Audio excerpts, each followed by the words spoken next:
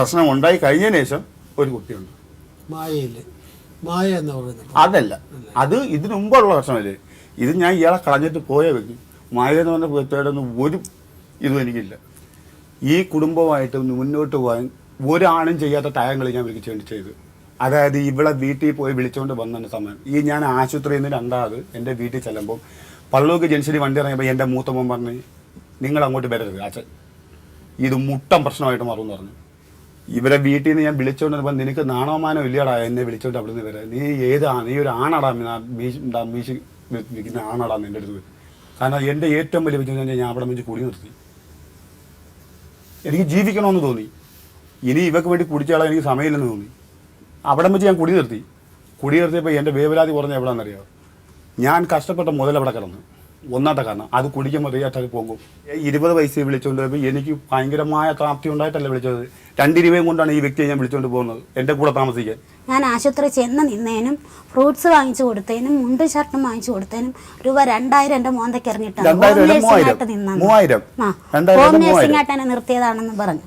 ആ വ്യക്തിക്ക് പിന്നെ ഞാൻ ആഹാരം വെക്കണം, വായിലേറ്റം ഒന്നും ഞാൻ പറഞ്ഞില്ല. ഞാൻ പറഞ്ഞു ഇവിടം വെച്ച് നിർത്തിയാരേ എന്ന് പറഞ്ഞു. ഒരുപാട് സ്ഥലത്ത് നിങ്ങളെ അവർ പിന്നെ ഇൻസൾട്ട് ചെയ്യുന്ന തരത്തിൽ അവർ സംസാരിച്ചിട്ടുണ്ട്, അവർ പെരുമാറിയിട്ടുണ്ട് പല സന്ദർഭങ്ങളിലും. പക്ഷെ അതുപോലെ അവർക്കും പല വേദനകളും ഉണ്ടായിട്ടുണ്ട്, അതല്ലാന്ന് പറയാൻ പറ്റത്തില്ല. നിങ്ങളുടെ ഭാഗത്തു നിന്നുള്ള ഇപ്പൊ മാനസികമായിട്ടും ശാരീരികമായിട്ടും വിഷമവും വേദനയൊക്കെ അവർക്കും ഉണ്ടായിട്ടുണ്ട്. അപ്പൊ ഇപ്പം നമുക്ക് എന്താണെന്നറിയോ, നിങ്ങള് മറ്റൊരു ബന്ധം ഉണ്ടാക്കിയതിന് ഒരു കാരണമാക്കിയത് എല്ലാ കുടുംബത്തിനകത്ത് പെട്ടോ നിങ്ങളോട് വഴക്കുണ്ടാക്കി പ്രശ്നമായി എന്ന് പറഞ്ഞ് അവരിറങ്ങിപ്പോയി ഞാൻ വേറൊരു പുരുഷനുമായിട്ട് ഞാൻ ജീവിക്കുക, എനിക്കിപ്പോൾ മനസ്സമാധാനമുണ്ട് എന്ന് പറഞ്ഞ് കേൾക്കുമ്പോൾ ഒരു അഭംഗിയില്ലേ? അവരത് ചെയ്തില്ലല്ലോ. അവരത് ചെയ്തില്ലെന്ന എന്നിട്ട് പറയലും.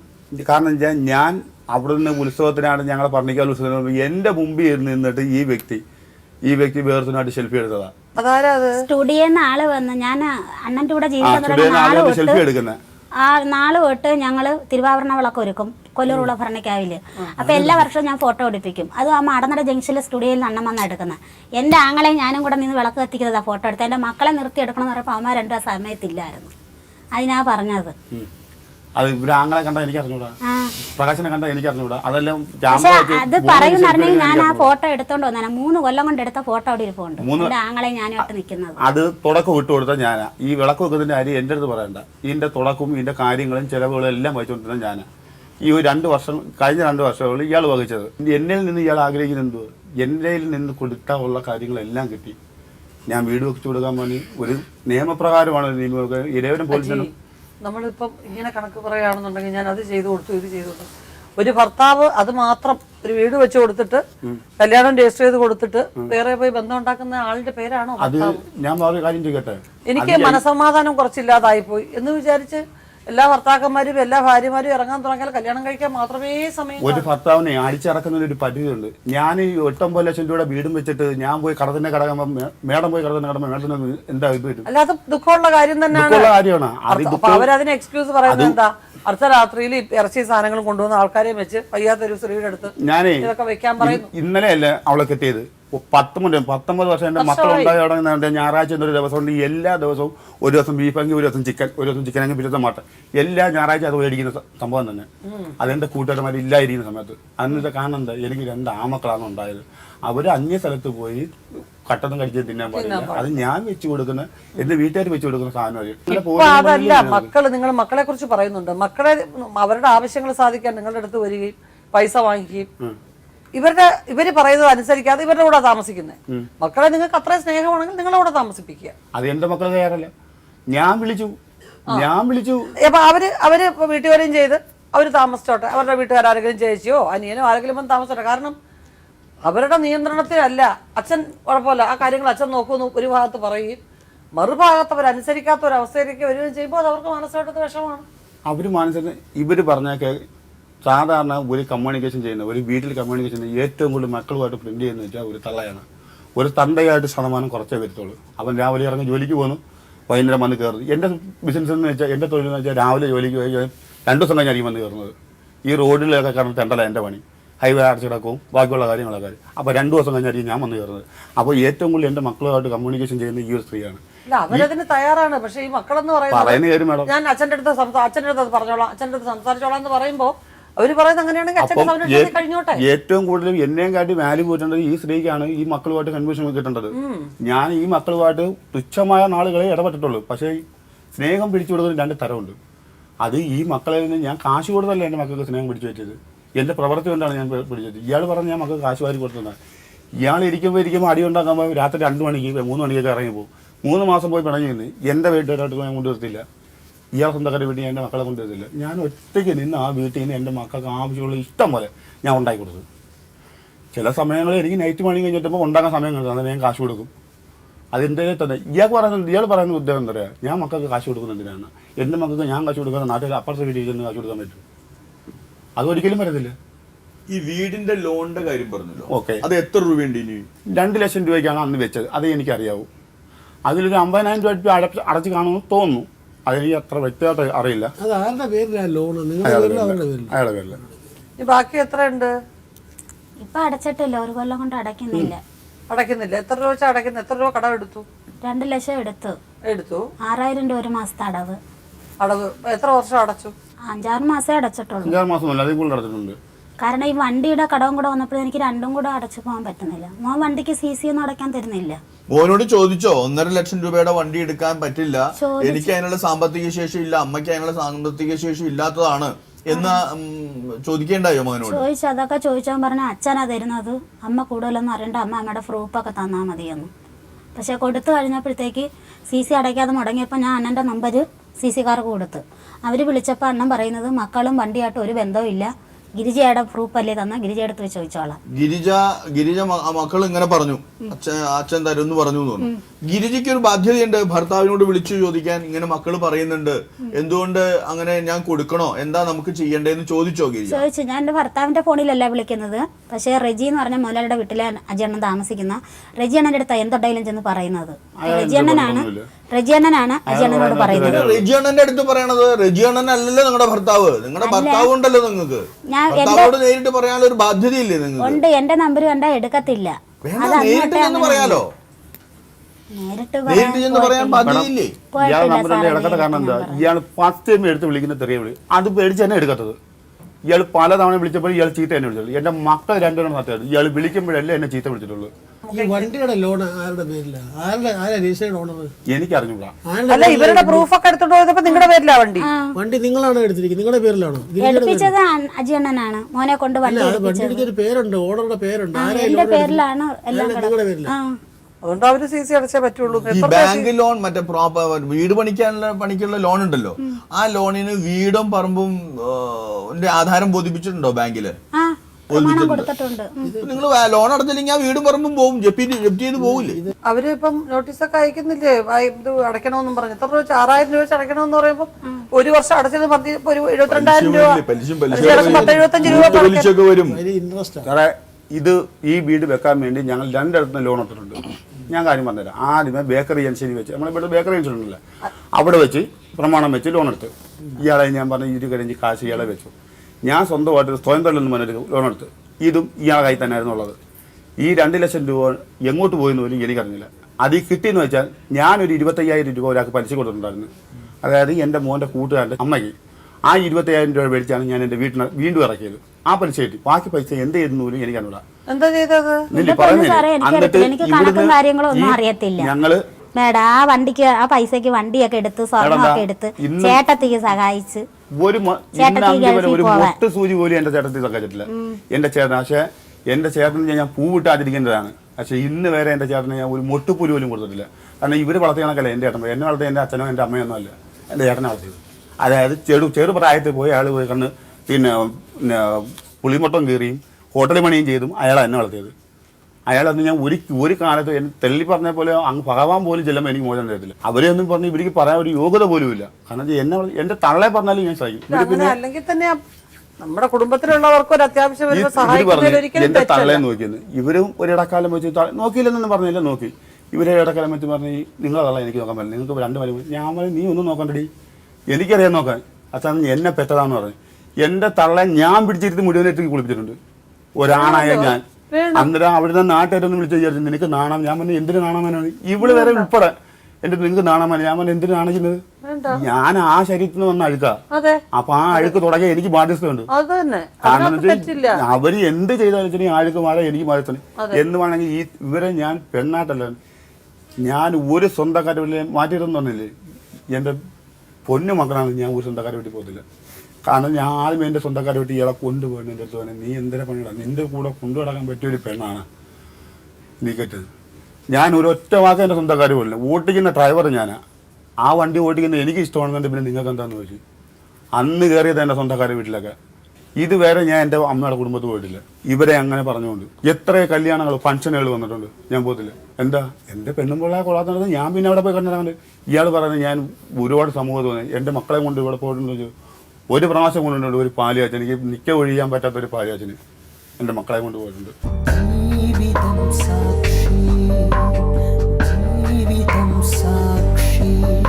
ഇതിനിപ്പോ എന്താ ജീവൻ ഒത്തുതീർപ്പ്? നിലയ്ക്കുള്ളിലും കേടില്ലാതെ എന്താണെന്നറിയാമോ? ഇത് അവര് നിങ്ങളുടെ ഭാര്യയാണ്, 19-20 വർഷം ഒരുമിച്ച് നിങ്ങൾ ജീവിച്ചു, 2 കുഞ്ഞുങ്ങളായി. ഇനിയിപ്പം അവര് ജോലിക്ക് തുടങ്ങുന്നുണ്ട്, അവരും ഫാമിലി സെറ്റിൽ ആവണം, അവർക്കും കുടുംബങ്ങൾ വരും, ഭാര്യമാര് വരും, ഒക്കെ അങ്ങനെയുള്ള ഒരുപാട് കടമകൾ ചെയ്യാനുണ്ട്. അജിയുടെ ആ ജീവിതം എന്ന് പറയുന്നത് ഇപ്പോൾ ഒരു സ്ത്രീയുമായിട്ട് താമസിക്കുന്നു, അവർ കുഞ്ഞുണ്ടെന്നൊക്കെ പറയുന്നത് ഒരിക്കലും നിയമപരമായിട്ട് അതിന് യാതൊരു വാല്യൂ ഇല്ല. പക്ഷെ മാനസികമായിട്ട് നിങ്ങളടുത്ത് ചെയ്ത് മറ്റൊരു സ്ത്രീയുടെ ജീവിതം അതിനകത്ത് കിടക്കുന്നു, അതേക്കുറിച്ച് പറയാൻ നിവർത്തിയില്ല.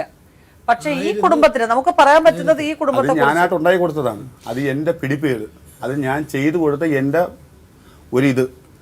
കാരണം നമ്മൾ ഒരു സ്ത്രീ, ഞാൻ എൻ്റെ ജീവിതത്തിൽ ഏറ്റവും വലിയ ആഗ്രഹമായിരുന്നു ഒരു താഴ്ന്ന കുടുംബത്തിൽ നിന്ന് ഒരു ബന്ധം എടുക്കണം. എന്ന് വെച്ചാൽ 1 രൂപ പോലും എനിക്ക് സ്ത്രീധനം തരാൻ യോഗമില്ലാത്ത ഒരു കുടുംബത്തിൽ നിന്ന് പെണ്ണെടുക്കണമെന്ന് എൻ്റെ ഏറ്റവും വലിയ ആഗ്രഹമായിരുന്നത്.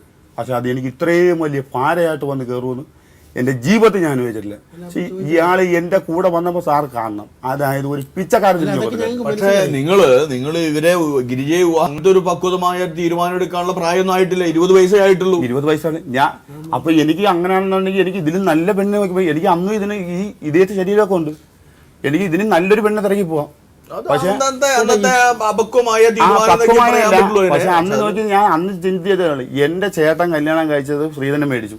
അന്നേരം ചിന്തിച്ചാൽ ഞാൻ നേരെ തിരിച്ചു ചിന്തിച്ചു, എനിക്ക് സ്ത്രീധനം വേണ്ട. ഏറ്റവും അന്ന് ചിന്തിച്ചൊരു ചിന്തയിലാണ് ഞാൻ ഇതിനെടുത്ത് എന്റെ തല വെച്ചത്. പക്ഷെ താഴ്ന്ന ജാതി എന്നുള്ള വാക്ക് നമ്മൾ ഉപയോഗിക്കുമ്പോൾ തന്നെ അത് നമ്മുടെ മനസ്സിനകത്ത് താഴ്ന്ന ജാതി എന്നല്ല, താഴ്ന്ന ആൾക്കാർ. അതായത് ഞങ്ങളും താഴ്ന്ന ആൾക്കാരാണ്, അയാളും സാമ്പത്തികമായിട്ടോ സാമ്പത്തികമായിട്ട് തിന്നാനും കുടിക്കാൻ. എനിക്ക് തിന്നാനും കുടിക്കാനില്ല പറഞ്ഞ ഒരുപാട്. പിന്നെ ഞാനൊക്കെ ജോലിക്കാരായി വ്യക്തിപരമായിട്ടാണ് എനിക്ക് തിന്നാനൊക്കെ ഉണ്ടായത്. അല്ല എൻ്റെ അമ്മയൊന്നും ഒരുപാട് അവർ പോയി പോച്ച പറിച്ചാൽ എത്ര രൂപ കിട്ടും? 2-3 രൂപ പോച്ച പറിക്കുന്നിടത്തുനിന്ന് കൊടുക്കും. അതുകൊണ്ടിട്ട് ഞങ്ങൾക്ക് വൈകുന്നേരം ആകുമ്പോൾ കുറേ ചീരി വെട്ടി പിഴുകി തരും, അല്ലെങ്കിൽ കുറച്ച് അരി വെച്ച് വരും, കറി വയ്ക്കാൻ പാടില്ല. അതേ കണക്ക് തന്നെ നടന്നാൽ അവരും. അപ്പോൾ അങ്ങോട്ട് കുടുംബത്തിൽ നിന്നൊരു ആഗ്രഹം കൊണ്ടുവരണമെന്നായിരുന്നു ഞാൻ ഇയാളെ എടുത്തത്. അല്ല എനിക്ക് ശില്പട്ടാവ് അന്ന് ഞാൻ ഈ എടുത്തിട്ടുണ്ട്, എനിക്ക് നിങ്ങളെ വീട്ടിൽ നിന്ന് ഒരു സ്വത്തോ ഒരു ആഭരണമോ എനിക്ക് വേണ്ട, മുതൽ നീ ആയിട്ട് വന്നാൽ ബാക്കി അരി ഉണ്ടാക്കും, എനിക്കറിയാം ഉണ്ടാക്കാൻ. അല്ല, ഇങ്ങനെയൊക്കെ സ്നേഹമായിട്ട് പോയതാണ് അല്ലെ? നിങ്ങൾ ആഗ്രഹിച്ച ഒരാളെ തന്നെ നിങ്ങൾക്ക് കിട്ടി. ഇനി എപ്പോഴാണ് നിങ്ങളുടെ ജീവിതത്തിൽ പ്രശ്നം തുടങ്ങിയത്? എന്റെ പ്രശ്നം വന്നെന്ന് വെച്ചാൽ, ഇതിനകത്ത് ഈഹോ വന്നെന്ന് വെച്ചാൽ, ഞാൻ നിസ്സാരപ്പെട്ട കാരണം വെച്ചാൽ ഞാൻ ഒരുങ്ങാൻ പാടില്ല. ഇതിൽ നിന്നും മെയിൻ കാരണം അതാ, എനിക്കൊരു പാൻറ് ഇടാൻ കഴിക്കാൻ പാടില്ല. ഇയാൾ പറയുന്നത് ഇയാളെ പല സ്ഥലത്ത് കൊണ്ടുപോകുമ്പോൾ ഞാൻ മാറിയിരിക്കുന്നത്. എന്താ മാറിയിരിക്കുന്നത്? ഞാൻ ഇട്ടുകൊണ്ട് പോകുന്നത് ഇല്ല, ഇയാൾ ഇട്ടുകൊണ്ട് ഇയാൾക്ക് ഈ ഡ്രസ്സൊന്നും അല്ല ഞാൻ മേടിച്ചു കൊടുക്കുന്നത്. ഐ എം എ വെൽ ഡ്രസ്സാണ് ഞാൻ മേടിച്ചു കൊടുക്കുന്നത്. അതായത് 4500 രൂപയുടെ സാരി അന്നത്തെ കാലത്ത് ഞാൻ മേടിച്ച് കൊടുത്തപ്പോൾ ഇയാൾ കൊണ്ടുവന്നു അത് 8 സാരിയാക്കി കൊണ്ടുവന്ന വ്യക്തിയാണ് ഇയാൾ.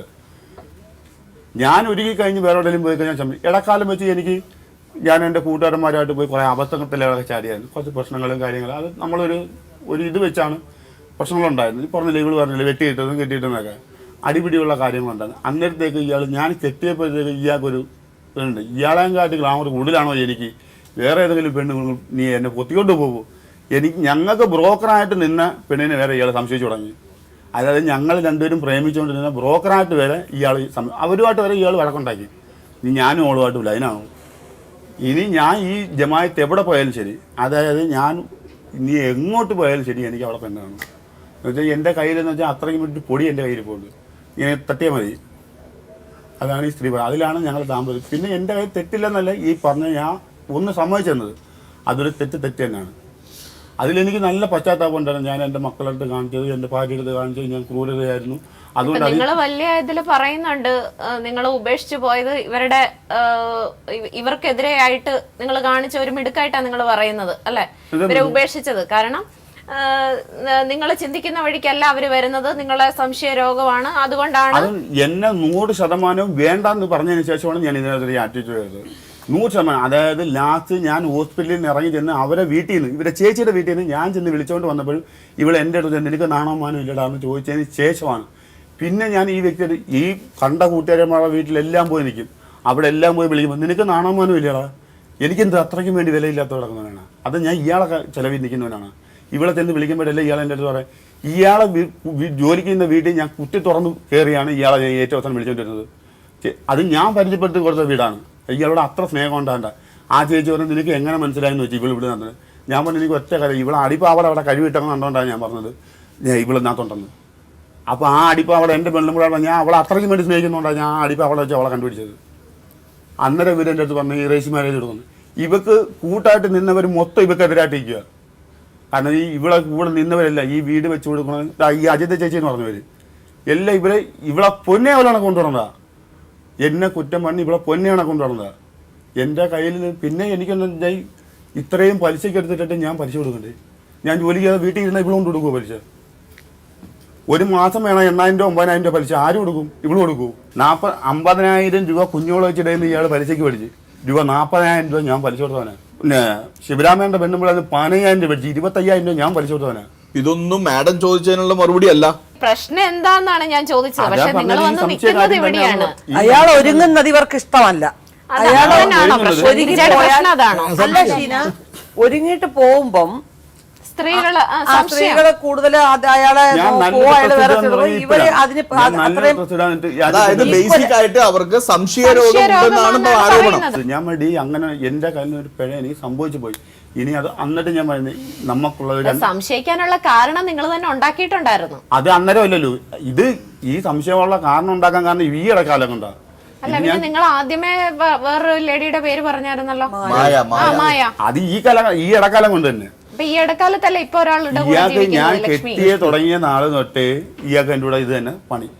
ഇയാൾക്ക് ഞാൻ എങ്ങും പോകാൻ പാടില്ല. പാജി പറഞ്ഞു എന്റെ പെണ്ണുപിള്ളയുടെ സ്നേഹം ഉള്ളത് കൊണ്ട് ഞാൻ ആ ജോലി ചെയ്യുന്ന വീട്ടിൽ പോയി ബഹളം ഉണ്ടാക്കി അവരെ വിളിച്ചു കൊണ്ടുവന്ന് പറഞ്ഞു നിങ്ങൾ എങ്ങനെയാണ് അവിടെ ചെന്നതെന്നും അവരെ എങ്ങനെ അവിടെ നിന്ന് കൊണ്ടുവന്നും. നിങ്ങൾ പറഞ്ഞു അടിപ്പാവട കൊണ്ടു. എൻ്റെ പെണ്ണുപിള്ളയുടെ അടിപ്പാവട ഉണ്ടാ എനിക്കറിയാം. ആ വീട്ടുകാരത് ഉപയോഗിക്കത്തില്ല, അത് അവിടെ തന്നെ ആയിരിക്കും.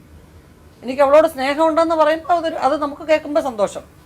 അവളോട് ഭാര്യയോട് അത്രയും സ്നേഹം ഉള്ളതുകൊണ്ട് പോയി. ചിലപ്പോൾ അവിടെ ഒന്ന് കുറച്ച് ഇമോഷണലായിട്ട് സംസാരിച്ച് കാണും. അതൊക്കെ കുഴപ്പമില്ല. കാരണം അതിൻ്റെ അൾട്ടിമേറ്റായിട്ട് നമുക്ക് സന്തോഷം വരുന്നത് എനിക്ക് നിന്നോട് സ്നേഹമുണ്ട്, നീ വാ എന്നുള്ളതാണ്. അവിടെ അന്നേരം ഇയാൾ പറയുന്നത് എനിക്ക് നിന്നെ വേണ്ട, നിനക്ക് നാണോ മാനോ ഇല്ലടാ എന്ന് ഇയാൾ എൻ്റെ അടുത്ത് പറയുന്നത്. നിനക്ക് നാണോ മാനോ ഇല്ലേ എന്നെ വിളിക്കാൻ നടക്കാൻ. അപ്പം വീണ്ടും ഞാൻ പുറക്കെ ചെല്ലണമെന്നാണ്. അതായത് ഒരു പെണ്ണിന് എന്തൊക്കെ താറ്റിയാലും ഒരാണ് പുറക്കെ കിടക്കണം എന്നാണ് പറയുന്നത്. ഒരിക്കലും അങ്ങനെ. അത് എൻ്റെ ഏറ്റവും വലിയ കേസെന്ന് വെച്ചാൽ എൻ്റെ കൂടെ ഒരു ദിവസം ആശുപത്രി വന്ന് നിന്നതിന് ശേഷം, അത് പോട്ടെ, ആ നിന്നതിന് ശേഷം ഇപ്പം എന്നെ ഒന്ന് പരിചയിക്കാൻ വന്ന് നിൽക്കാത്ത എന്തിനായിരുന്നു? എനിക്ക് അതിന് മാത്രമല്ല. അതീ കഴിഞ്ഞപ്പോഴത്തേക്ക് പിന്നെ എനിക്ക് പെണ്ണും പിള്ളയായിട്ടാണെന്ന് എനിക്ക് ചിന്തിക്കാൻ പറ്റില്ല. വിവാഹശേഷം എത്ര വർഷം കഴിഞ്ഞിട്ടാണ്, 2 മക്കളും ഉണ്ടായതിനു ശേഷമാണോ നിങ്ങൾ തമ്മിലുള്ള ഈ തർക്കങ്ങളും പരാതികളും തുടങ്ങിയത്? ഈ പെണ്ണ് കേസ് എന്ന് വെച്ചാൽ ഞാൻ വിവാഹം കഴിച്ച് 1 വർഷം തുടങ്ങിയിട്ടപ്പോഴേ ഉണ്ടായിരുന്നു. ഇയാൾക്ക് ഞാൻ എന്തെങ്കിലും ഒരുങ്ങി കഴിഞ്ഞ സംശയങ്ങളും 21 വയസ്സ് മുതലേ ഉണ്ടെന്ന് അർത്ഥം ഉണ്ട്. ഇയാൾ കെട്ടിനാൾ തൊട്ട് ഇയാൾക്ക് ഇതുണ്ട് ഈ സംശയങ്ങൾ. പക്ഷേ എൻ്റെ അങ്ങനെ ഒരു ഭാഗപ്പഴ സംഭവിച്ചിട്ടില്ലായിരുന്നു. ഏറ്റവും അവസാനം സംഭവിച്ചതാണ് ഈ 2 വർഷം മുമ്പായിട്ട് ഇങ്ങനെ ഒരു ഭാഗപ്പഴ. അന്ന് തൊട്ട് അപ്പോൾ നമ്മളത് കീപ്പൊക്കെ പേര് നിൽക്കുമായിരുന്നു. ഈ സംശയങ്ങളുണ്ടെങ്കിൽ നമ്മളത് വേറെ എങ്ങും പോവാതെയോ എടുക്കാതെയോ നിൽക്കുമായിരുന്നു. പക്ഷേ ഇയാൾ ഞാൻ പോകുന്നിടത്തെല്ലാം സംശയമാണ്. ഇനി എവിടെ പോയാലും എന്തിന് ഉദാഹരണത്തിന് ഞാൻ ഇവിടെ ഡോക്ടറെ കാണാൻ പോയപ്പോൾ ഒരു ചെരുപ്പ് മേടിക്കാനായിട്ട് ഒരു കുന്തളത്താഴ ജംഗ്ഷനിൽ കയറിയപ്പം ഇവിടെ കമ്പനിയിൽ തന്നെ ജോലി ചെയ്യുന്ന ഒരു വ്യക്തിയാണ്. അവളെ കണ്ടപ്പെടുന്നത്. അപ്പം ഇവർ പറയുന്നത് അവൾ പിഴയാണെന്നാണ് പറയുന്നത്. ഇതെൻ്റെ ഒരു കൂട്ടുകാരൻ്റെ പെണ്ണുപിള്ളയാണ്. എനിക്കറിഞ്ഞൂടെ ഈ പെണ്ണിനെ പോലും ഞാൻ കണ്ടിട്ടില്ല. നിങ്ങൾക്ക് ഇവളുമായിട്ട് പരിചയം ഉണ്ടെന്ന് പറഞ്ഞാൽ അന്നോട് ആശുപത്രി പോകാൻ തിരിച്ച് ഞങ്ങൾ നേരെ വീട്ടിൽ വന്നു ഉടക്കുകൂടി. കാരണം ഇനി ഞാൻ പോകണമെന്നുണ്ടെങ്കിൽ ലോകത്ത് മൊത്തം, അല്ലെങ്കിൽ ഇനി ഞാൻ താമസിക്കുക ഇയാളെ കൊണ്ട് താമസിക്കുക എവിടെ താമസിക്കുന്നത് സ്ത്രീ സമൂഹം കാണരുത്. അജി ഇപ്പം ലക്ഷ്മിയുടെ കൂടെ താമസമാണ്. അജിക്ക് ഈ ഒരു ഭർത്താവ് എന്നുള്ള നിലയ്ക്ക് ഈ ഗിരിജയുടെയും മക്കളുടെയും കൂടെ താമസിക്കാൻ പറ്റുമോ? അവർ റിപ്പൻറ്റ് ചെയ്താൽ, അതായത് അവരെന്തെല്ലാം തെറ്റുകൾ നിങ്ങൾ പറയുന്ന ഈ തെറ്റുകളിലെല്ലാം റിപ്പൻറ്റൻസ് പറഞ്ഞാൽ, നിങ്ങൾക്ക് ഒരു ഭർത്താവ് എന്നുള്ള നിലയ്ക്ക് ക്ഷമ പറഞ്ഞാൽ, ഭർത്താവ് എന്നുള്ള നിലയ്ക്ക് നിങ്ങൾക്ക് നിങ്ങളുടെ ഈ പ്രായമായി മക്കളുടെ നല്ല ജീവിതത്തിന് പ്രയോജനം കിട്ടുന്ന രീതിയിൽ താമസിച്ചുകൂടെ? അതാണെങ്കിൽ ഈ സോൾവ് എല്ലാം ചെയ്യും. കാരണം ലക്ഷ്മിയെ സംബന്ധിച്ചിടത്തോളം നിങ്ങൾ ലക്ഷ്മിയുടെ വിവാഹം എന്ന് പറയുന്നത് ക്രിമിനൽ കുറ്റമാണ്. യഥാർത്ഥ ഭാര്യയല്ല, നിങ്ങളുടെ ഭാര്യയല്ല. ആയിക്കോട്ടെ, പക്ഷേ എനിക്ക് ഒറ്റ ഇതേ ഉള്ളൂ പറയാൻ, ഞാൻ ഈ വ്യക്തിപരമായിട്ട് ഒരിക്കലും ജീവിച്ചു പോകത്തില്ല. ഇനി അകത്ത് കടന്നെന്ന് പറഞ്ഞാൽ പോലും ശരി, അതിൽ യാതൊരു ഇത് കോംപ്രമൈസ് ഇല്ല. കാരണം ഞാൻ ഇനി അകത്ത് കിടന്നാക്കാലും 7 കൊല്ലം കിടക്കും. 47 വയസ്സാകുമ്പോൾ ഞാൻ തൊട്ടായിട്ട് പുറത്തിറങ്ങും. വീണ്ടും എൻ്റെ ജീവിതത്തിനകത്തൊരു എന്തെങ്കിലും ഒരു അർത്ഥം കാണും. ഇനി ഇയാളെ, കാരണം ഞാൻ അത്രയ്ക്കും വേണ്ടി ഇയാളെ ഒരു പുരുഷനും എന്നെ പോലെ നാണം കെട്ട ഒരു പുരുഷനും ഒരു സ്ത്രീയുടെ കാലിൽ നിന്നൊക്കെ പിടിച്ചിട്ടില്ല. എന്റെ ജീവിതത്തിൽ ഞാൻ കണ്ടിട്ടില്ല ഒരു ഭർത്താവും ഈ ഒരു സ്ത്രീയുടെ കാല് കിട്ടുമാ പറയുന്നത്. അങ്ങനെ പറയേണ്ടി വരുന്നു, ചെയ്യേണ്ടി വരുന്നു നമ്മുടെ ഭാഗത്ത് തെറ്റുണ്ടാകുമ്പോഴാണ്. എന്റെ ഭാഗത്ത് എന്തോ തെറ്റ്, ഒരു തെറ്റുണ്ടെന്ന് തെറ്റുണ്ടാകുമ്പോഴാണല്ലേ, അല്ലാണ്ട് പിന്നെ വെറുതെ ഭാര്യയുടെ കാല് പിടിക്കണേ. ഒരു തെറ്റുണ്ടായി അതിന് പരിഹാരം കഴിയുള്ള ഭർത്താക്കന്മാർ ആരും എല്ലാവരും ചെന്ന് എല്ലാ ദിവസവും ഭാര്യയുടെ കാലിൽ തൊട്ട് വണങ്ങണമെന്നില്ലല്ലോ. ഒരാള് ചെയ്യേണ്ടി വന്നു. ഒരാൾ ഒരു കൊല ചെയ്തെന്ന് പറഞ്ഞ് എപ്പോ എല്ലാ കൊലയും ചെയ്താലും അയാൾ മുമ്പ് ചെല്ലുമോ? ഇല്ല. പക്ഷെ ഞാനൊരു തെറ്റ് ചെയ്തു. ആ ഒരു തെറ്റ് ചെയ്തതിന് ഞാനൊരു പ്രായശ്ചിത്തം ചെയ്തു. ആ പ്രായശ്ചിത്തം ചെയ്തിട്ട് അതിനകത്ത് പിന്നെ എന്നെ ചൂഷണം ചെയ്യേണ്ട ആവശ്യമില്ല. സമ്മതിച്ചു. പിന്നെയും പല പ്രാവശ്യം ചെയ്തു എന്നാണ് ബാജി പറഞ്ഞത്. പല പ്രാവശ്യം ചെയ്യുന്നതിന് ചൂഷണം ചെയ്യുന്നതിന് കാരണമുണ്ട്. ഇവള് പിന്നെ ഞാൻ എങ്ങോട്ട് പോയാലും ആ കണ്ണിൽ എന്നെ കാണും.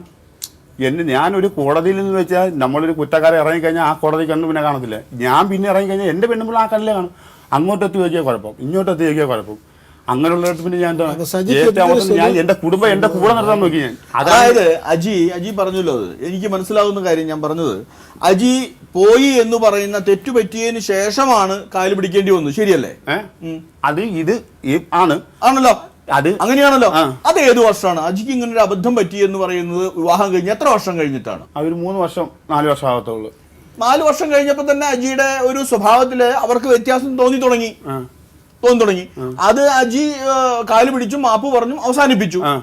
പക്ഷേ പിന്നീടും അത് ആവർത്തിക്കുന്ന തരത്തിൽ അവർക്ക് സംശയം ഉണ്ടാകുന്ന തരത്തിലുള്ള പ്രവർത്തനം അജിയുടെ ഭാഗത്ത് ഉണ്ടാവുകയും ചെയ്യും. അങ്ങനെ വേറൊരു കാര്യം ചെയ്യണമായിരുന്നു. അങ്ങനെ ആയിരുന്നുണ്ടെങ്കിൽ ഞാൻ ജോലിക്ക് പോയില്ലായിരുന്നു, അവള് ജോലിക്ക് പോയി ആ കടങ്ങൾ തീർക്കണമായിരുന്നു. അതേ എനിക്ക് പറയാൻ പറ്റൂ. കടങ്ങളുടെ കാര്യമല്ല പറഞ്ഞു, ഞാൻ ഈ ജോലിക്ക് വിശ്വാസ്യത വേണ്ടേ? ഒരു ദാമ്പത്യ ബന്ധത്തിലെ പ്രധാന ബന്ധം എന്താണ്? ഒരു സ്ത്രീക്ക് വേണ്ടത് എന്താണ് ഏറ്റവും കൂടുതൽ? അത് കാണിക്കണം.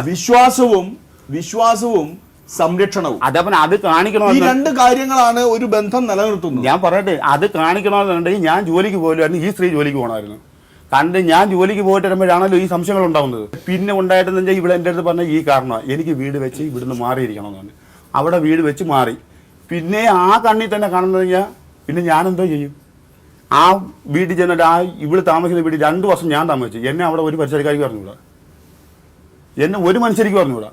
2 വർഷം ഇവരുടെ വീട്ടിൽ ഞാൻ താമസിച്ചു. ഇവിടെ ഞങ്ങൾ വെച്ചേക്കുന്ന വീട്ടിൽ ഞങ്ങൾ താമസിച്ചു. എന്നെ ആകെപ്പാടെ എന്നെ 2 വ്യക്തിക്ക് അറിയാവൂ. അതിന്റെ അവിടെ പോവാറില്ലേ നിങ്ങൾ? അവിടെ ആ വീട്ടിൽ തന്നെ താമസിക്കുന്നത്. പക്ഷെ പുറത്തിറങ്ങി സഹകരിക്കാൻ പറ്റത്തില്ല. വേറെ ആരുമായിട്ട് ഒരു മനുഷ്യർ എന്റെ വീട്ടിൽ കയറി വല്ലവനും വീട് അടിച്ച് പൊട്ടിച്ചിട്ട് എത്തുന്നത് എന്റെ കൂട്ടരും എന്താ ഞങ്ങൾ ചോദിക്കാൻ പറ്റായിരുന്നത്? നീ സഹകരിക്കണ്ട, നീ കൂട്ടാക്കാതിരിക്കാൻ പറഞ്ഞു.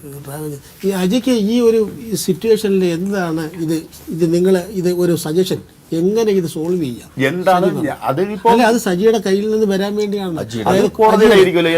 അതല്ല, അജിക്ക് ഇവരുടെ കൂടെ ഒരു ഭർത്താവ് എന്നുള്ള നിലയിൽ പറ്റൂല എന്ന് പറയുന്നു. പിന്നെ എന്ത് ചെയ്യാൻ പറ്റും ഇത് സോൾവ് ചെയ്യാൻ? എന്താണ് ചെയ്യേണ്ടത്? ഒരു വീട്ടിൽ ജോലി ചെയ്യുന്നുണ്ട് കേട്ടോ. അതൊന്നും ശരിയാണ്. ഈ 2 പയ്യന്മാരും അല്ല, അജി അറിയണ്ടെന്ന് പറഞ്ഞാലും അജിയുടെ ഭാര്യയുടെ എന്നുള്ള മേൽവിലാസത്തിൽ അവർ താമസിക്കുന്നത്. അവർക്ക് എന്ത് പേര് വന്നാലും നിങ്ങൾക്ക് കുഴപ്പമില്ലെന്ന് പറയുന്ന മോശമാണ്. ഞാൻ ഒരു കാര്യം പറയട്ടെ, ഈ സ്ത്രീ ഇവിടെ ആ പുന്തലത്താഴെ ഒരു നാട്ടിൽ ചെന്ന് വെച്ചാൽ മേഡം എൻ്റെ അടുത്ത് പറഞ്ഞു ഇവർക്ക് ജീവിക്കാൻ അനുവദിക്കുന്നില്ല. എന്തുകൊണ്ട്? കാരണം അങ്ങനെയൊന്നും ആർക്കും ഒരിടത്തും ഉണ്ടാവത്തില്ല. ഈ സ്ത്രീയുടെ വ്യക്തിത്വം കൊണ്ടായിരിക്കും അത് സംഭവിക്കാത്തത്. അല്ലെങ്കിൽ ഇവിടുന്ന് പോയി അന്വേഷിച്ച് നോക്കും. ഒരു സ്ത്രീയെ ഇവിടെ വെള്ളടിക്കപ്പെടണം, അത് പോലീസില്ലേ, നിയമമില്ലേ, കോടതിയില്ലേ? ഇവർക്ക് ചെന്ന് കൊണ്ടത് കേസ് കൊടുത്ത് അവിടെ വന്ന് അന്വേഷിക്കുക. ഒരു സ്ത്രീ ഒറ്റയ്ക്കാണോ? 2 തടിമാടം പോലെ 2 പിള്ളേരുണ്ട്. ആ പിള്ളേരും കൂടെ കഞ്ചാവ് കച്ചവടം നടത്തുന്നു. ചുമ്മാ കഞ്ചാവ് കച്ചവടം തന്നെ ആ പിള്ളേർക്ക് ഇതുവരെ അറിഞ്ഞൂടാ. കഞ്ചാവ് വെള്ളം അടിക്കുമായിരിക്കും, അത് പിന്നെ അല്ല എന്നും പറഞ്ഞിട്ടാണ് ആ നാട്ടിലുള്ള. അത് ഞാൻ പോയി ചോദിച്ചു. ഈ പറഞ്ഞ ആരോപണത്തിന് ഞാൻ അവിടെ ചെന്ന് ചോദിച്ചു, എന്റെ മക്കളെ പറ്റി നീ ഇങ്ങനെ പറയേണ്ട ആവശ്യം നമ്മൾ നാളെ ഇങ്ങനെയൊന്നും പറഞ്ഞിട്ടില്ല. ഇമാരെ കൂടെ കുറെ ഗ്യാങ്ങുകളുണ്ടായിരുന്നു, അതാണ് ഞങ്ങൾ പറഞ്ഞത്. പിന്നെ ഈ സ്ത്രീ അവിടെ പറ്റി എല്ലാവരും ഇത്ര ചൂഷണമായ മോശമായ അവതരണമാണെങ്കിൽ എനിക്ക് അറിഞ്ഞുകൂടാ. എൻ്റെ കൂടെ നിന്ന സമയത്ത് ഇവരാരും അങ്ങനെ സംഭവിച്ചിട്ടില്ല. മക്കൾക്ക് എന്തെങ്കിലും തരത്തിൽ മോശമായ കൂട്ടുകെട്ടുണ്ടെന്ന് അജിക്ക് എപ്പോഴെങ്കിലും സംശയം തോന്നിയിട്ടുണ്ടോ? ഇല്ല. കാരണം വെച്ചാൽ അവര് ഈ വന്ന ഗ്യാങ്ങിന്റെ കൂടെ ഉണ്ടെന്ന് പറയണേ. അത് ഞാൻ പോയതിന് ശേഷം എൻ്റെ ഇളയ മോൻ്റെ കാര്യമാണ് പറഞ്ഞത്. ഞാൻ ഇവിടെ വന്നാൽ എൻ്റെ മൂത്തവൻ പറഞ്ഞു ഇവിടെ ചെവിക്കൽ അടിച്ച് പൊട്ടിക്കണോ വെച്ചാൽ എൻ്റെ മൂത്തവൻ എൻ്റെ അടുത്ത് പറഞ്ഞു. ഞാൻ അന്ന് പറഞ്ഞു എന്താടാന്ന് ചോദിച്ചു. അത് ഇങ്ങനെയാണ്. അന്ന് പറഞ്ഞ അച്ഛൻ നീ അവിടെ സഹകരിക്കാൻ പോകത്തില്ല, നീ ശ്രീനാരായണപുരത്ത് മാത്രമേ സഹകരിക്കത്തുള്ളൂ. ഓക്കെ സമ്മതിച്ച് അവിടുന്ന് സഹകരണം വിട്ട് ശ്രീനാരായണപുരത്ത് സഹകരണം. ശരി അജി ഇപ്പം പറയുന്ന കേൾക്ക്. അപ്പം അവര് പിന്നെ ആ വീടിന്റെ ലോൺ അടയ്ക്കണം 1 വർഷമായെന്ന് പറയുന്നു. നിങ്ങളുടെ മക്കളും നിങ്ങളുടെ ഭാര്യയും നിങ്ങൾക്ക് വേണ്ടെങ്കിൽ പോലും അവര് സുരക്ഷിതരായിട്ട് താമസിക്കാനുള്ള ആകപ്പാടുള്ളൊരു സ്ഥലമാണ് അല്ലേ? അപ്പൊ അതിന്റെ ലോൺ അടയ്ക്കുന്നതിന് എന്താണ് ഒരു പോംവഴി? എന്താണ് പോംവഴി പറഞ്ഞു? അജിയെ കൊണ്ട് ഏത് രീതിയിൽ സഹായിക്കാൻ പറ്റും? കുറേശ്ശെ അത് അടച്ച് അവരും ഒരു പങ്ക് അടയ്ക്കട്ടെ. ഞാൻ ഒരു കാര്യം പറയാം. ഞങ്ങള് സംബന്ധിച്ച് ഞങ്ങൾ 4 പേരും ജോലിക്കാരാണ്.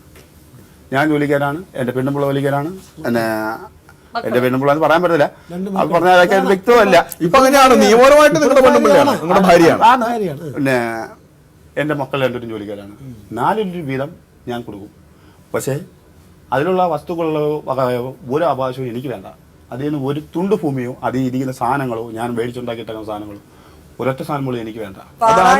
ഭൂമിയും എല്ലാ അയാളുടെ പേര് തന്നെ, ഗിരിജയുടെ പേരിലാണ്. എല്ലാ അയാളുടെ പേര് തന്നെ. ഇതിൽ 4 ഭാഗം ഇവര് ഒരു മാസം 1000 രൂപ എന്ന് പറയുമ്പോൾ 1500 രൂപ അദ്ദേഹം കൊടുക്കും. അതായത് ഞങ്ങൾ 4. പക്ഷേ എൻ്റെ മക്കൾ ജോലിക്കാരല്ലാതെ തീർച്ചയായിട്ടും ഞാൻ കൂടുതൽ കൂടുതൽ തന്നെ. കാരണം എനിക്ക് വേറൊരു കുടുംബമുണ്ട്. ഞാൻ തുച്ഛമായ വരുമാനത്തിലാണ് ഞാൻ ജീവിക്കുന്നത്. ഞാൻ വാടകയ്ക്ക് വീട്, എനിക്ക് സ്വന്തമായിട്ട് വീടില്ല. ഗിരിജ എന്ത് പറയുന്നു? ഗിരിജ മക്കളെ ഇത് ഉൾപ്പെടുത്താൻ മക്കളെ തരത്തില്ല മാഡം. ഇപ്പൊ 2 ആഴ്ച കൊണ്ടാണ് ജോലിക്ക് പോകുന്നത്. ഇപ്പൊ ഇവരുടെ ചെലവിന്റെ ഒരു സംഖ്യ നമ്മൾ കാണണ്ടേ? അവരുടെ ചെലവിന് ഭർത്താവ് എന്നുള്ള നിലയ്ക്ക് വിവാഹബന്ധം നിലനിന്നാലും വേർപ്പെടുത്തിയാലും ഭാര്യയ്ക്ക് ചെലവ് കൊടുക്കാൻ ബാധ്യസ്ഥനാണ്. എന്റെ കയ്യിൽ നിന്ന് ചെലവിനായിട്ട് ഈ സ്ത്രീക്ക് 10 പൈസ കൊടുക്കത്തില്ല. അതിനുവേണ്ടി ഞാൻ അത്തടന്നോളാം. പക്ഷെ എന്നാലും ഞാൻ 10 കൊടുക്കത്തില്ല. എന്നെ വേണ്ടാതെ അടിച്ചു കളഞ്ഞ ഒരു സ്ത്രീയാണ്. പിന്നെ എന്റെ കാശ് ഒരിക്കലും അതിനകത്ത് പിന്നെ ഈ സ്ത്രീക്ക് അയാളുടെ ഒരു മാനസിക പ്രശ്നത്തിന്റെ കാര്യം അതിന് ഞാൻ കൊടുക്കത്തില്ല. മനസ്സിനെ ബാധിച്ച ഒരു സംഗതി നമുക്ക് നിർബന്ധിക്കാൻ പറ്റില്ല. അതായത് 2 ലക്ഷം രൂപ ഉണ്ടെങ്കിൽ 4 ഡിവൈഡ് ചെയ്യുക. ഞാൻ അതിലൊരു ഡിവൈഡ് പങ്കുകൊടുക്കും. പിന്നെ അതിൽ പറ്റുന്നില്ല എന്തെങ്കിലും സഹായിക്കാൻ പറ്റുമെങ്കിൽ ഞാൻ തീർച്ചയായിട്ടും എന്റെ മക്കൾക്ക് വേണ്ടി കണക്ക് പറയണം. അത് കണക്ക് ഞാൻ പറയുന്നില്ല. എന്റെ മക്കൾക്ക് കൊടുക്കാൻ എന്തെങ്കിലും അധികാരം അതെ മക്കൾക്ക് എന്റെ പ്രോപ്പർട്ടിയോ അല്ലെങ്കിൽ ഞാൻ ഇനി ഉണ്ടാക്കുന്ന സമ്പാദ്യത്തിൽ എനിക്ക് എന്തെങ്കിലും ഉണ്ടാകുമെന്നുണ്ടെങ്കിൽ എന്റെ തീർച്ചയായിട്ടും ഞാൻ എന്റെ മക്കൾക്ക് കൊടുത്തിരിക്കും. അത് 2 മക്കൾക്ക് ഞാൻ തരും. പക്ഷെ ഇയാൾക്ക് കൊടുക്കത്തില്ലെന്നതിന് ഒരു പ്രഖ്യാപനം ഞാൻ പ്രഖ്യാപിച്ചുള്ളൂ. പക്ഷെ ഇയാൾ ഞാൻ കാരണം എന്നെ അത്രയ്ക്ക് വേണ്ടി ദ്രോഹി താരാവിന്റെ അത്രയും താഴ്ന്നു കൊടുത്തോണ്ടാണ് ഞാൻ ഈ അവസരത്തിൽ വന്നത്. ഇനി ഞാൻ ഇയാളുമായിട്ട് ചോദിച്ചു പോകത്തില്ല. മേഡം പറഞ്ഞ് ഈ എൻ്റെ കയ്യിൽ കൂട്ടിക്കുന്ന പ്രോപ്പർട്ടി നീ സ്ഥിരമാകും. അല്ല, നീ ഇയാളല്ല, അയാളല്ല. ഇപ്പൊ ഇയാളങ്ങാട്ട് നല്ല ഗ്ലാമറാണ് എൻ്റെ കൂട്ടിരിക്കുന്നത്. ഇനി ഒരു പിച്ചക്കാരി എടുത്ത് തല വെച്ചാലും പോലും ഇയാളെടുത്ത് വെക്കത്തില്ല.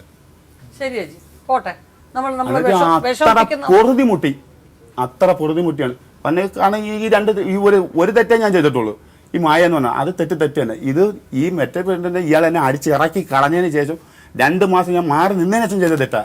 അത് പ്രേമം ഉണ്ടാവുന്നില്ല. അതൊരു ബ്രോക്കർ പോകാൻ ആലോചനയായിട്ട് വന്ന് ചെയ്തത്. അത് തെറ്റായിട്ട് എനിക്ക് തോന്നിയിട്ടുമില്ല.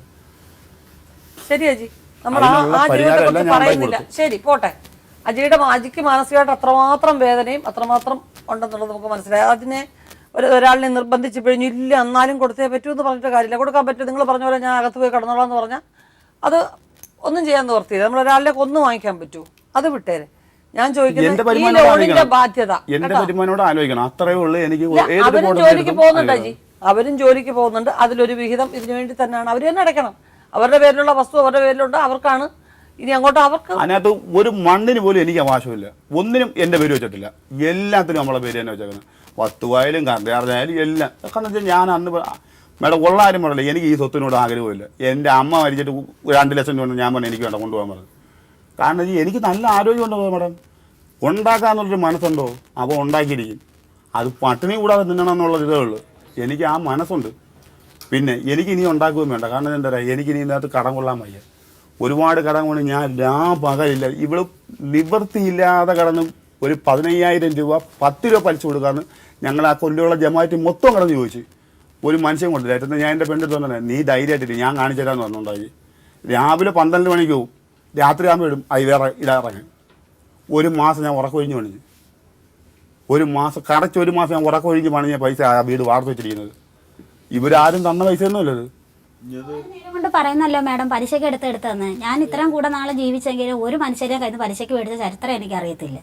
ആരും കയ്യിൽ നിന്ന് മേടിച്ചിട്ടും ഇല്ല. രണ്ടുപേരും വേല ചെയ്ത് പൈസ ഒരു കൂട്ടി തന്നെ ഈ വീട് പണി 9 കൊല്ലം കൊണ്ട് നടത്തി. ഇത് കൊണ്ട് പറയണതാ അവസാനം എന്നെ കൊണ്ട് കടമെന്ന് പറഞ്ഞാണ് പ്രമാണം പറയുന്നത്. ദൈവം എവിടെ ഒരു മുന കൊണ്ട് തരുമെന്ന് പറഞ്ഞ കാരണം അതാണ്. എന്റെ മക്കൾ ഉൾപ്പെടെ നിർത്തിയാണ് ഇയാൾ മേടിച്ചത്. ഞാനിവിടെ മേടിച്ച പൈസ പലിശ കൊണ്ട് ഞാൻ കൊടുക്കുന്നത്. എന്റെ മക്കളെ കൊണ്ട് ഞാൻ കൊടുപ്പിച്ചിട്ടുണ്ട് ഈ പൈസ. അതായത് പൊടിമുള വെച്ചേക്ക് ശിവരാമന്റെ പെണ്ണുമ്പിളേക്ക് ഇവരെ സ്വന്തക്കാര് എനിക്കറിയത്തില്ല. പിന്നെ അത് കഴിഞ്ഞിട്ട് ഇവരെ കൂട്ടുകാർ രേഖ ചേച്ചിക്ക് എന്റെ കൂട്ടുകാരൻ സത്യന് ഇത്രയും പേര് പലിശയ്ക്ക് മേടിച്ച പൈസ ഞാൻ ഇപ്പോഴും എന്റെ മക്കൾക്ക് പറയാറ് എന്റെ മക്കളെയും കൊണ്ട് ഞാൻ ഒരേ മാസം പോയി പലിശ കൊടുക്കുന്നത്. അല്ലെങ്കിൽ വേണം എന്റെ മോലാളെ വിളിച്ചിട്ട് ചോദിച്ചാൽ മതി. ഈ പലിശ സമയത്ത് മാത്രമേ ഞാൻ മോളെ കാശ് പിടിക്കത്തുള്ളൂ. ഈ പിടിച്ചിട്ടേക്കുന്ന കാശ് ഇയാൾ പറഞ്ഞില്ലേ ഞാൻ 10 പൈസ പലിശ പിടിച്ചിട്ടില്ലെന്ന്. നമ്മുടെ അവിടെയൊക്കെ പലിശക്ക് പൈസ എടുക്കണമെങ്കിൽ എനിക്കറിയാം. അതല്ലെങ്കിൽ ദൈവം ശരി, അതൊക്കെ പോട്ടെ. ഒരാൾ ഇത്രയും വീടും അത് വയ്ക്കുമ്പോൾ കടവും കാര്യങ്ങളും വാങ്ങിക്കാതെ പറ്റുമോ? ജീവിതത്തിൽ നമുക്ക് ബുദ്ധിമുട്ടുണ്ടാകുമ്പോൾ കടം വാങ്ങിക്കണം, പലിശയ്ക്ക് എടുക്കണം, തിരിച്ചത് അടയ്ക്കുമ്പോൾ മനസ്സുമായിട്ട് ബുദ്ധിമുട്ടുണ്ടാവും, അടച്ചു തീർക്കണ്ടേ? പക്ഷെ ഇപ്പം ഈ ഒരു 75,000 രൂപ അടുപ്പിച്ച് ഏകദേശം അത്രയും വരുന്നുണ്ട്. പലിശ അടക്കം അത്രയും വരുമായിരിക്കും.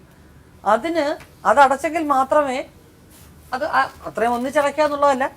അവർ ബാങ്കുകാരുമായിട്ട് സംസാരിച്ചിട്ട് ഒരു 3 മാസം കൂടുമ്പം നിങ്ങൾ 4 പേരും കൂടെ ചേർന്ന് അജി മക്കളോട് പറഞ്ഞാൽ മതി. എന്റെ മനസ്സിലെന്ന് വെച്ചാൽ എന്റെ മക്കൾക്ക് വേണ്ടി ആ ഒരു ടാർഗറ്റേ ഉള്ളൂ ഈ വ്യക്തി. എന്നിട്ട് ഞാൻ അത്ര തരം താന്നിട്ടുണ്ട് ഈ വ്യക്തി എടുത്ത്. അത്ര തരം താന്നിട്ടാണ് ഈ ടാർഗറ്റിനകത്ത് ഞാൻ ഇയാൾക്കെന്നും പറഞ്ഞു 1 രൂപ എന്റെ കയ്യിൽ.